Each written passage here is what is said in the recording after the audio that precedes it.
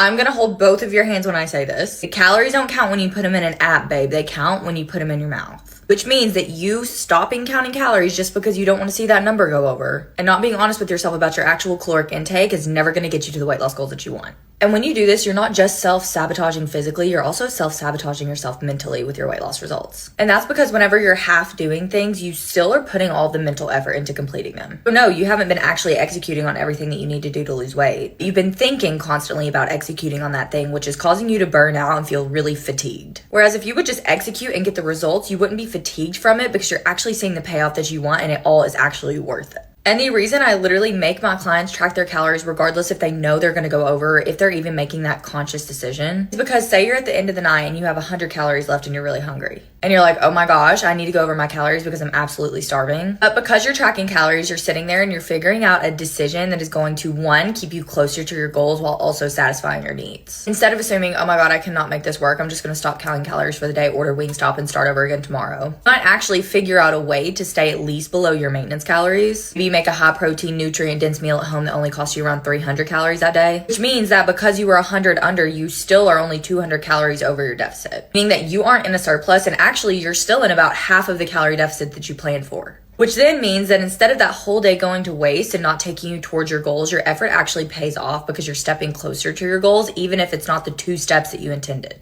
And a lot of times you are giving up because you are assuming you cannot make things work. My client sent me a picture of a couple cookies that she was like, I'm probably going to have 1 to 2 of these in a couple of days with my friend. And she texted me and she was like, what do you think? Like 200 calories each? And the cookies that she wanted to have were actually only like 95 to 120 calories each. But if she wouldn't have pre-planned and if she would have just went into that scenario, assuming that there's no way that she can actually enjoy cookies within a calorie deficit and make both work, that's when you give up before you even start. And then you don't even allow yourself the chance to actually execute in a calorie deficit when you probably actually could without much work. The biggest step to actually executing on a calorie deficit, regardless of the situation, if you're at home or if you're at a wedding or if you're at a friend's event, is quite literally knowing that everything is in your control. And if you do the work ahead of time to prepare, you can make it work and you can execute on it. I see women fail with this so often because they literally just go into it with the mindset that I can't even make this happen, which obviously impacts their effort to not even try. And then when they don't try, they're like, oh, since I'm not counting calories today, I might as well just make this day a wash and fit whatever I want that I deem I can't normally have. I'm going to fit it all into that day. And then your calories end up being in an extreme surplus. And that surplus takes away all the deficit work you did 5 days before that. And then you get stuck in this toxic cycle of feeling like you're putting on all this effort, not actually executing on it, and then obviously not getting the results that you want. Which is the cycle of starting over every single Monday and never thinking that you're going to be able to lose weight.